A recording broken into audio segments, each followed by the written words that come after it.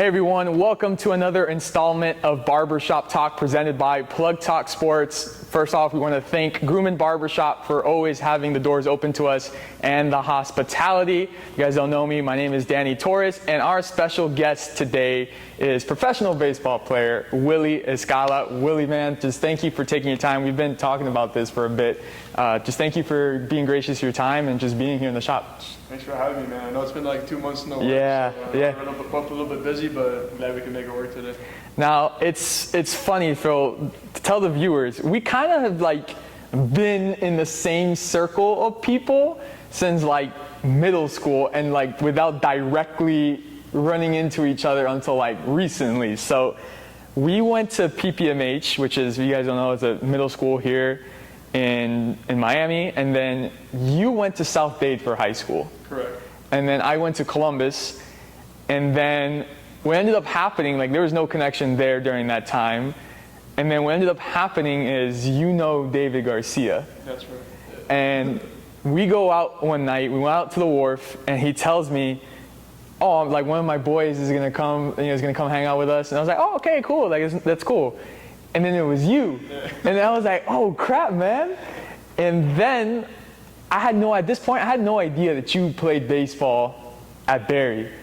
So then I get hired by Barry, and it wasn't to like the first game of the season. I see you, and I'm like, what are you doing here? And you're like, oh, I'm throwing out the first pitch. I played for Barry. And I'm like, this is a small world. This continues to get weirder. And then now here we are. So it's a small world how that all connected and happened. I'm convinced for Miami's like, anywhere you go in Miami, you're gonna meet somebody you know. That's true. It's just funny like how we met at that one night out. Yeah. We've been talking ever since. Yeah. Which is really cool. Yeah, man, it's been crazy. Yeah. So first question of the night that I want to ask you is, where did your love for baseball start? Over there in Kendall Hammocks. Since I was 4 years old, man. Yeah. My dad had me out there. I got 3 older sisters, so obviously being the only guy, yeah, definitely got to embrace baseball a little bit there, and just from there, I played every sport, but baseball for me was just always number one. Now, your sisters, by any chance, did your sister get into softball or no? One of them played soccer. Okay. But they were more on the musical side of things, so that was pretty cool to have that influence as well growing up. Okay. And when you're at South Dade and you're playing high school baseball, did you ever think in your mind at any certain point that you would be able to make it this far in the game? Yeah, I think it hit me, honestly, like sophomore year. That was the year I started on varsity. My freshman year I was on varsity, but I didn't start. And, I ended up having like a pretty good year as a sophomore. And I started to get some interest from colleges, and I was like, okay, well, I think this is really a good chance for me to, at least get to college for sure. But if I can get like a big D1 offer or something, like, if big D1s are looking at you, you kind of relate to like, okay, well, I can get to the next level too. Yeah, like if you got, your eye, D1's got their eye on you, I mean, that's a big deal. That's when you kind of know, okay, like I have options. Definitely. I know you started off at the University of Miami. So when you're at South Dade, what were kind of the offers from the schools that you had interested in you at that time? I had a pretty cool offer route. So UM actually was one of the first schools to send me a letter. Okay. My freshman year, I went to a lead squad camp. Never ended up playing for them, but just went to camp, like one of the camps there, tryouts, whatever. And I remember I ran like a 6.84 60. I had no idea what a good 60 was back then. Apparently it was pretty good, but I had no idea. I mean, they're like, what do you run 60? I'm like, oh, it's my first one, man. They're like, well, that's pretty good. And I'm like, I don't know. But I ended up getting a letter from them after the camp, and then I got a letter from a couple other schools, like the basic letter that every freshman gets. That's like, hey, we're interested in watching you. Yeah. Come out to our camps, whatever.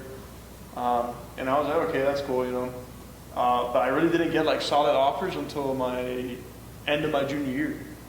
Okay. So I had all these schools starting to follow me. I got a couple of JUCOs, and then I started the D2 started trickling.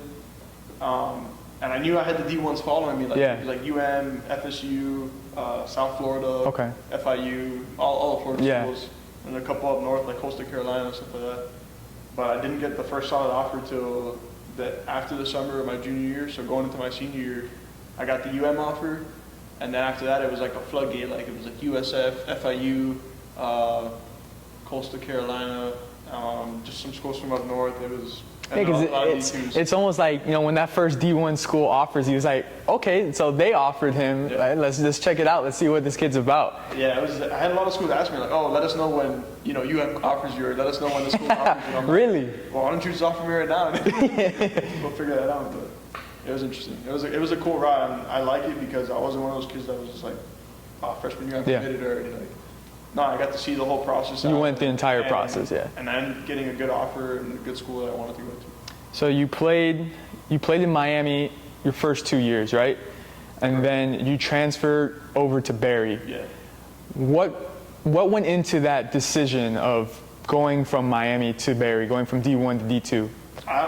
Again, I had an interesting college experience. My freshman year, I wasn't a highly recruited guy. Mm-hmm. You know, I was one of the lower ranked guys in the commit in my class. We had like 17 guys committed that year, and you know, I just really outworked most of my counterparts, and you know, I really proved that I could be there. Ended up starting the whole year. You know, and I had a really good freshman year in terms of, you know, team batting average and all that stuff, and especially like defensively. The next year, things kind of changed for me. I got moved around a bit. Didn't really start the whole year, but I played like every day. I was like the number one guy off the bench. I ended up playing, I think I started 15 games, but I played like 40 something. Wow. So I was always coming in for Yeah, yeah.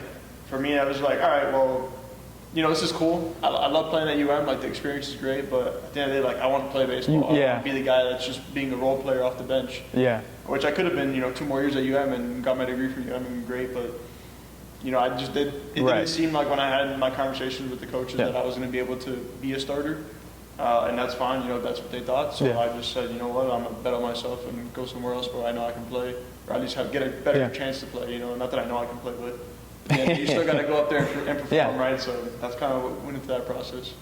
Now, what did you learn? Like, what was the difference? What would you say was the difference or lessons you learned between D1 and D2? At the end of the day, baseball is baseball. Yeah. Right? You still got to go compete. You know, I mean, granted, D2 at Barry is a lot different than D2 like in other parts of the country because you're playing, you know, Tampa, Rollins, all these schools are getting, at that time, they were getting all the D1 transfers. It's a competitive conference. Yeah, and that was before the transfer rule. Yeah. So back then, it was like, there was a bunch of guys like me that were from D1s that were getting, you know, bounced back into D2, and it was, I mean, it's still competitive now. I'm not saying it's not, but for me, the biggest lesson I learned was like, you got to go up there. You still got to put the work in. You still got to show up and compete. And there's still guys in D2 that are coming. They're coming to take your job, right? So you still got to go do what you got to do, handle your grades, everything. Yeah. So you represent the Czech Republic. You played in the World Baseball Classic for Czech Republic. How has that experience been like, you know, being a part of that national team? And if you can tell like the viewers a little bit of how you even, you know, growing up in Miami, how you're able to represent the Czech Republic. Yeah, so it starts with my mom, of course. My mom is full-born Czech. She was born there, raised, you know, had a interesting experience growing up there, and she ended up coming to Cuba, where she met my dad. My dad's Cuban. And at some point, I think in like 91, they came from Cuba, they moved to the United States. And that's how I got to Miami, of course. I was born, you know, several years later. But, so yeah, that's the part there, like my heritage. In order to qualify for citizenship in the Czech Republic, you just need to have your mother or father who was born there. Okay. And you automatically can qualify for citizenship. My country differs, but to be eligible for the World Baseball Classic, you just need to be eligible for your passport. Okay. For your citizenship. I ended up getting it, which was cool. So now I can travel there. I got my Czech passport, which is awesome. And I played in the European Championship later on with them too. But yeah, that was basically the route. You know, my mom was Czech. Yeah. Obviously, growing up in Miami, the Czech influence wasn't always there. Unfortunately, you know, the cool thing I always did was like in all these school projects and stuff, I would talk to my mom and try to pick like Czech Republic instead of like, you know, picking like Cuba or some Latin country. I was like, you know what, I'm gonna do Czech Republic. It's different. Nobody really knows about it. And that was my way of learning more about my mom's history, but also, you know, like tying into that part of my family too, which was really cool. When you got to the team, like, how was it in the locker room? Like, was it different for you? Like, you know, was there a language barrier? Like, how are you able to just, you know, bond and communicate with your teammates? Well, fortunately for me, everybody spoke English. Okay. Yeah, they all speak English, which is really cool because most of them ended up playing in the States at some point. Okay, They yeah, went to college, or not all of them did, but a lot of them did Yeah. for it. And English over there is actually like a very popular language to learn as a second language as well in the Czech Republic, or at least in like the bigger cities and the main areas. Yeah, man, the locker room was cool for me. Like, I never really had any issues. There was times like where I felt like a little bit left out, Yeah. because they're gonna communicate in their native language, which Yeah. is totally acceptable, like Yeah. understandable. Like if, when I'm in indie ball and I got a bunch of Yeah. Dominican or Venezuelan guys, Cuban guys, we all speak Spanish. Yeah. That's their primary language. So I adjust to them. I speak Spanish. Unfortunately, I don't know Czech yet. Promiňte, nemluvím česky is like me saying I don't know how to speak Czech. And yeah, so that's the part that I'm trying to get better at. But they were always really good. They always invited me out everywhere we went. And Cool. try to take me in and show me around and make sure I wasn't getting scammed or something. So it was good. It was good. You gotta get on that with Duolingo, man. I'm on Duolingo. I keep breaking my streak, but No, I totally feel that. I'm trying to learn French right now, and I get the little notification that says, "Oh, your streak is ending." I'm like, "Man, I forgot about it today. I gotta get my 15 minutes." 15 minutes a day. Yeah. So, World Baseball Classic. How was that experience being in that tournament? Insane, man. First thing was like, we got to travel. MLB paid for all that stuff, I believe. So it was like first class flights. If you didn't fly first class, it's because you were giving away one of your an extra ticket. Okay. Like a family member, girlfriend, whatever. So some guys did that, which was cool. But flew first class to Tokyo. That's amazing. We went to Miyazaki first in Japan, which is like a smaller surfer, like a seaside like Community. city. Yeah.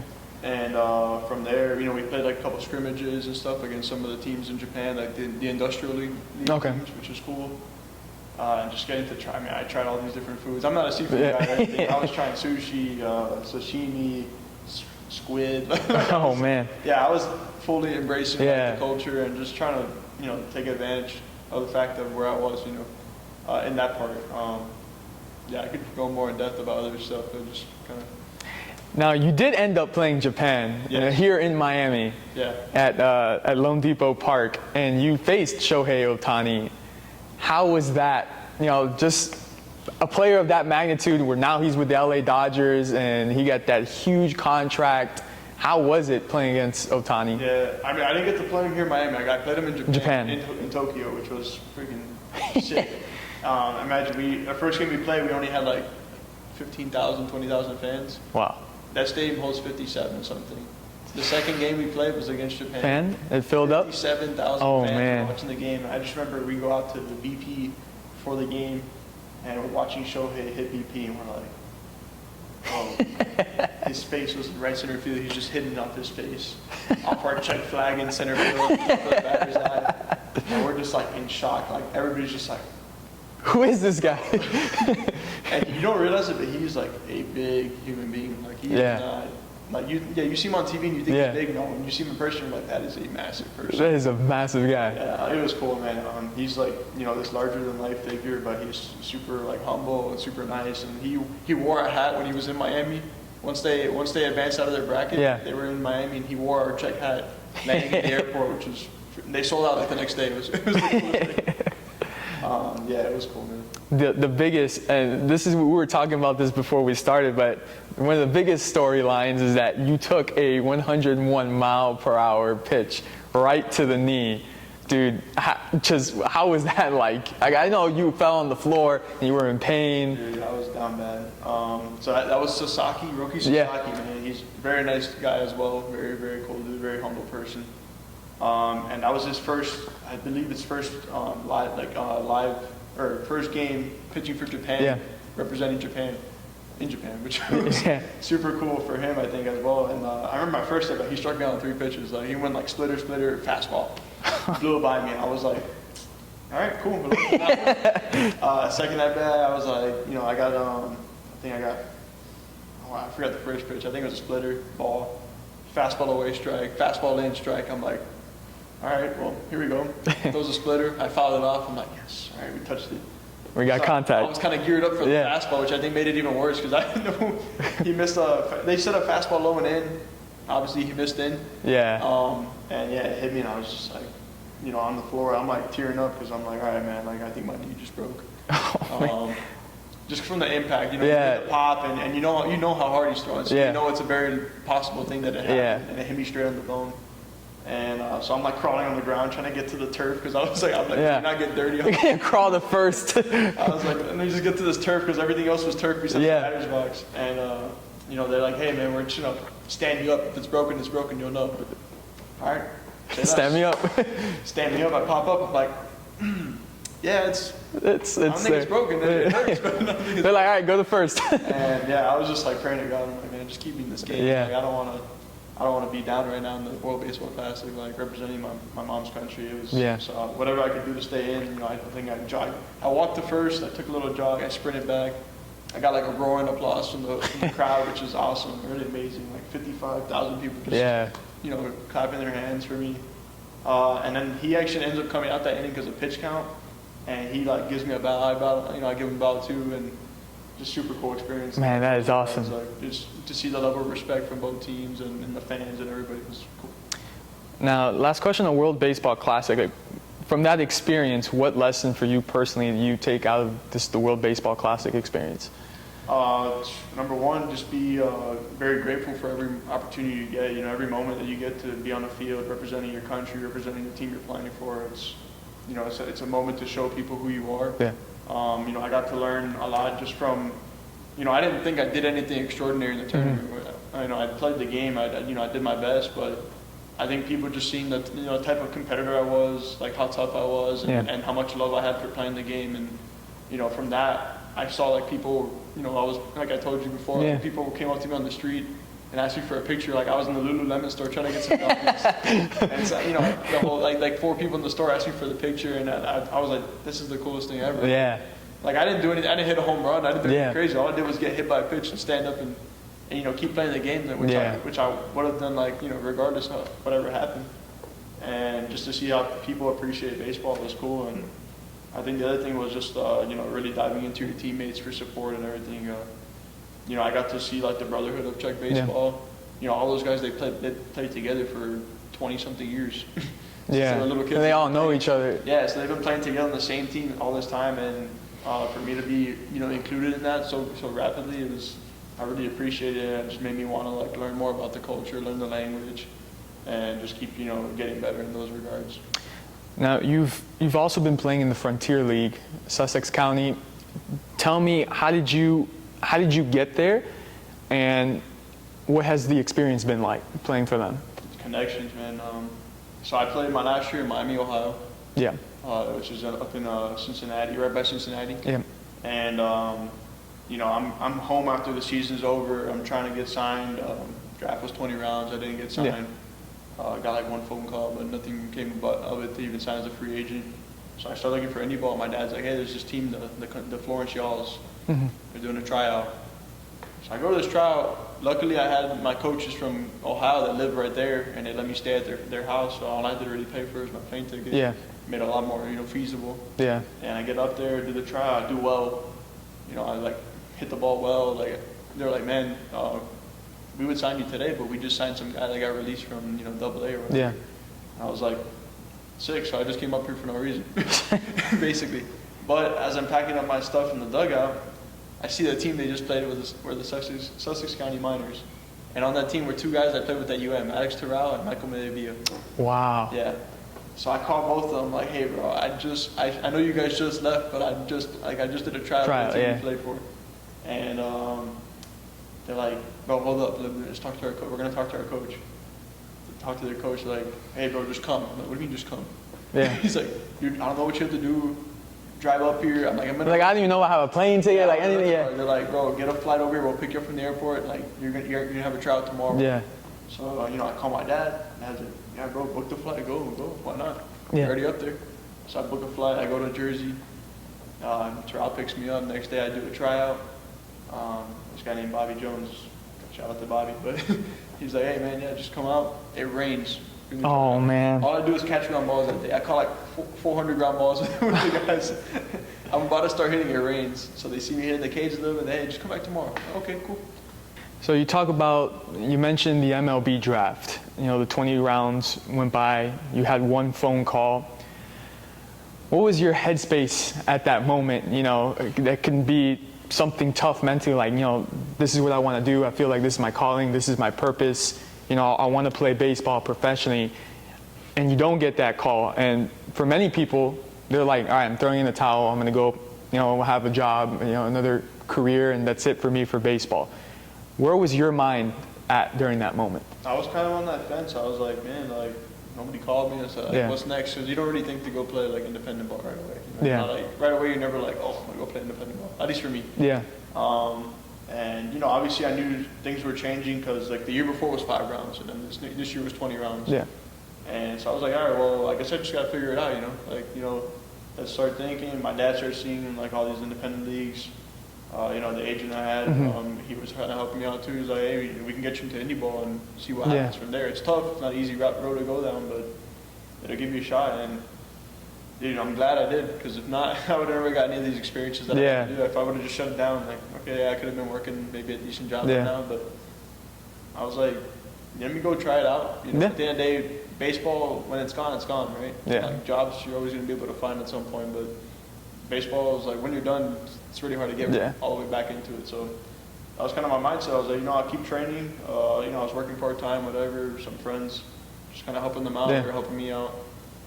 And then, you know, ended up finding that tryout, went there, and from there on, everything else kind of snowballed. And, you know, if you never tried, I mean, you never know. Yeah. So, and look, what you were just telling me, how you were in Ohio, and then that door closed, but another door opened, and you were able to go to New Jersey, and you were able to get on that team. Yeah. So it's honestly, it's just trying. It's just trying things out, and, you know, one day you'll see that it's not the right, you know, the route anymore for you, but you have to try. Sometimes you give it a shot, and something miraculous happens. So what would you say, where do you see yourself in the next 4 years? Ideally in the MLB. You know, ideally I can get out of this year, out of indie ball, and sign with the team, and hopefully, you know, make it up their minor league system. But we'll see. I mean, I've been open to everything. You know, I've even thought about going to play, you know, overseas in Japan or something. If the team was willing to take a shot at me, I would. So for me, it's kind of like, just with baseball, you just never know. Like, you know, I'm still playing baseball. Currently, I'm a construction superintendent in the morning. Okay. So, like, you know, I'm working, which is kind of cool, because this is what my Czech teammates do every day. They all have, like, their jobs, their steady day jobs, and then they go play on the weekends. So I'm kind of getting that like, you know, tertiary experience with them, kind of just being like, all right, like, let me, you know, so I work 7 to 3 p.m. every day, and then in the afternoon I'm coaching baseball, and I also train. So it's been interesting. I'm just kind of helping myself set myself up for the future, but also, you know, keeping all my doors open at this point. So we actually saw each other. We're filming this on a Thursday night. We actually saw each other last night at the Barry game, and we were just talking how you coach. I think you're assistant coach, right, at Miami Country Day. Correct. How's that experience? You know, like giving that knowledge to the high school players. It's awesome. So my last year of school in Miami, Ohio, I did sports psychology. Okay. I didn't finish it, but I started my master's. I got my grad certificate in it. And it's just cool because there's a lot of information that I learned that I applied to myself. And then I see, like, these kids, like, they're very, you know, open to learning. They ask me a ton of questions all the time. And so it's just cool for me to be able to give information, and now I kind of have a better basis of how to give information and kind of relate to them. And for me, that's been the coolest thing, is, like, you know, I'll tell them stuff, and I'm like, man, why don't I just do that myself? Like, so I'm like teaching them, but I'm also, like, reminding myself to get, you know, be better at, which is cool. And I don't only coach too. Like, sometimes I'll be on the field with them training. Sometimes I hit BP with them. So, you know, they get. And they probably get hyped. They're like, "Oh, get in there, let's see." They're like, "Oh, bro, you hit that so far." I'm like, "Oh, you should see the other guys on my team." So that's been cool. I've enjoyed that a lot. Do you see later on in your future? Do you see coaching as a possibility? I could. I've always put, like, baseball for me, coaching specifically, like, on the back burner, because I know that's something that I'll always have. Like, I can always get back to that and do it. You know, I always know that in Miami there's a ton of opportunity to do it. But for me, I'm like, you know, I want to try to do a career outside of coaching first. And then that's kind of always like, I can always fall back to that Yeah. and do it at the end or do it for fun. You know, hopefully I'm doing something in my life where either if it's professional baseball or like, you know, I'm working in construction and I move up pretty well in my job, then I'll be able to fall back on that or like coach in the afternoons like I'm doing now and just enjoy that part and not really do it for trying to make money or whatever. So we'll see. I'll tell you, man, like I'm kind of just floating with the river right now, whatever. Like you have your opportunities. I got my opportunities laid out, but whatever door gets opened. By God's grace, so we'll see which way I go, you know. I have to ask, because this was David Garcia's perspective, I have to ask yours. He said when he played in South Dade, he hated playing Columbus. Do you have the same feeling? We hated Columbus. I mean, I think every year we play Columbus, we always ended up playing them in the regional. Yeah. Almost every year I was there. I think besides, well, no, every year we had to go through them at some point. It was either we lost them or we beat them and moved on. Yeah. So it was, man, we hated Columbus. It was not for nothing, but we just like, that was the one school. It was always there. You guys in Killian, man, you guys, that back then, at least for us, I feel like it was like reciprocated. Like I feel like we both hated each other when we were on the baseball field. So. Yeah. Yeah, he was like, bro, I hated playing them, man. Yeah. Hated them. That's funny. We had to beat you guys. Every time we lost, we were just like, we felt like we just disappointed the entire season. Yeah, man. Now, overseas, I would assume there is European leagues, correct? Yeah, there's a bunch. There's some in Germany, France. Is there a league in Czech? In Czech, they're called the Czech Extra League. It's like a professional league. Which is what most of the guys on my team play in that league. That league is only Friday to Sunday. Okay. So these guys work all week. So that's cool. And they practice in the evening. Yeah. So they get out of work at 5. They either go to practice or some days, you know, if they have kids, sometimes they go home to their kids, which of course they got to attend to that as well. And then they go play Friday, Saturday, or Sunday. So these guys don't take a break either because they're you just go. Yeah. And you got to go play 3 more games in a weekend. Like it's not an easy grind. Hey, but it makes for a good storyline. Like if Czech Republic, you know, let's say they do great in a World Baseball Classic, it makes for a great storyline. It was a couple years ago. This is a different sport, but it was soccer in the European Championship. Iceland was playing in it, and their coach is a part-time head coach, and he's a full-time dentist. Yeah. So they're like, and they did well, and like this dentist is really leading Iceland far in this tournament. And so, like, if that happened, like, that's a fantastic storyline to have, but... It's crazy that you say it, because my coach, he's a neurosurgeon. Oh, my God. His name is Pavel Hadim, and he's a neurosurgeon. That's crazy, man. And he's a great coach, fantastic coach for us. And, you know, the coolest thing about, like, Czech baseball is, like, that all these guys live in the Czech Republic. Like, we have 4 Americans on the team last year. There's me and Eric Sogar, who live in the United States. Eric Sogar was a 10-year big leaguer. And then we have 2 other guys, Jeff Barto and Jake. Okay. And they actually moved to Czech Republic. They have a Czech wife. They have kids already. They're fully integrated in Czech baseball, which is awesome. Have you thought about making that? I'm sure you have, but you thought about one of the doors. It's one of the doors, man. There's like 5 or 6 doors out there for me, so I'll see which one gets opened up. But so I'm assuming you have spent time in Czech before. Prague. That's where my mom's sister lives. Okay. So I actually had never been before. I was the only one in my family that hadn't been. Me and my dad. Okay. We were always playing baseball. Never got to go with my sisters. And then last year, before the World Baseball Classic, I said, you know what, I'm going to go early. So instead of reporting, I think our report date was like March 4th or whatever. Okay. I was like, no, I left in like beginning of February, like February 5th, I think is when I left. Okay. And I spent basically a whole month there in Czech Republic with the guys training at one of the facilities that they had for one of the teams at the league. And then I was living with my aunt, so it was cool. I was taking the metro, all the metros and the trams, getting around. Yeah. It was cool. It was a very cool experience for me to get to live in another country for a month. And then I ended up staying in Brno for another month after the World Baseball Classic, and I played for Hiroshi Brno, which is one of the teams in Extra League. So I ended up playing the Extra League for like 3 weeks, 4 weeks. Oh, that's cool. I came back home, and then I had like 5 days at home, and I took off to Sussex County. So when does that season come up for you again? May 1st is my report date, and then May 11th is the official start date. We have like a 10-day spring training.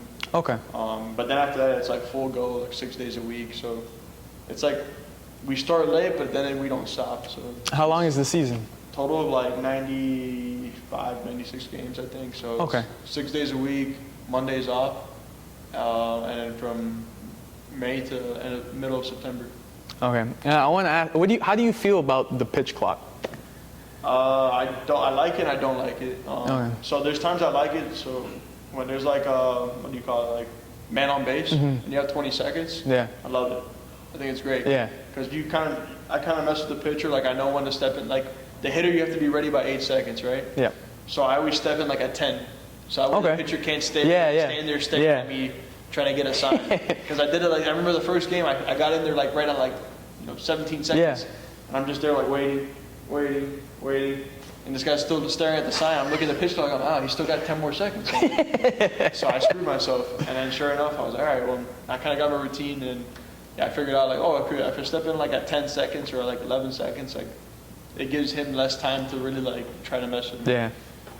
When there's nobody on base, I hate it because the 15 seconds, like as a hitter, you really have 7 seconds. Yeah. Because you have to be ready by 8.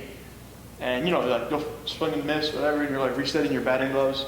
Next thing you know, it's like 3 seconds. Yeah. It's 9 seconds. You're like jumping into the box, just trying to get in. So for me, mixed feelings. Like I like it because it keeps the game pace. Like the great thing was we finished every game by like 10 o'clock. Okay. So you got to go to sleep a little bit earlier, get home a little bit earlier, which was nice always. But yeah, I always feel like the 15 could be like 18. They could give you a little extra. That's me though. Listen, bro, I'll tell you from a commentator's perspective, I like baseball. Yeah. But from a commentator's perspective, I hate it. It's tough, right? It is. There's nothing to talk about. It's because usually, like, for me right now, it's just me by myself. So it's just me talking for like 4 or 5 straight hours. Yeah. And I already had a game this season at Barry that went 14 innings. And I was like, bro, even last night where it was tied, I hadn't eaten lunch since I had lunch at 2 in the afternoon. I hadn't eaten it past that. And it was already 8th inning. It was tied. And I'm like, and I'm just being honest. I'm like, man, at this point, like, I just want someone to score because I am hungry. I want to go eat. Like, from a commentator's perspective, it's tough. Yeah, I can imagine. It is tough. When I was at FIU where I started my career, we had a game, and at that point, I still had classes. We had a game that went to like almost 2 in the morning in extra innings, and I'm like, I have a 9 a.m. class tomorrow. I'm like, and it's tough too, because at a certain point, like it's that long, like you gotta go to the bathroom. And it's like, I can't leave here to go to the bathroom. I won't make it back in time before the next inning starts. So that's why I like the pitch clock. I'm like, hey, let's keep it going. Let's keep it going. But sadly for college or even high school, that hasn't been adapted to yet. So it's still, it's coming. I hope, man, because I think, if I'm not mistaken, I think Division I has it. okay. I think at least some schools are starting to do it, but I know within the next like 2-3 years you'll see it in D2. Yeah, It'll because go all the way, I don't think to high school, but I think it'll go all the way up to down to D2, D3. okay. Yeah, because like for example, this Saturday we have a doubleheader, which this is what I never understood. Like we've always had Friday, from what I've known, Friday, Saturday, Sunday. Yeah. For some reason in D2, it's Friday, doubleheader Saturday. That was the biggest change for me. And I remember, D1 was, especially Miami, you're Yeah. flying everywhere. So Yeah. Friday, Saturday, Sunday, fly home. yeah. And then in D2, it's like, no, we're just going to play a doubleheader. We'll play 18 innings on Saturday and then bus ride home if you're away. Yeah. Like, bro. And yeah, for a commentator, it's worse. Like, you just got through that one whole game. You're already tired by that point. And you're like, we got another 9 innings to go, man. Like, yeah, that's why I always tell them. And I think I think Haley.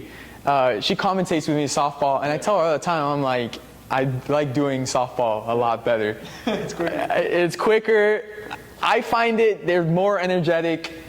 And I actually asked her the other day, I was like, hey, so you're going to hop on baseball with me? And she was like, hell no.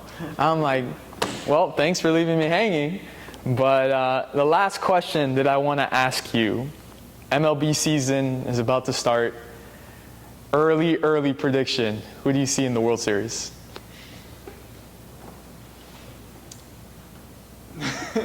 I've been following the trades. I'm going to go Orioles for sure.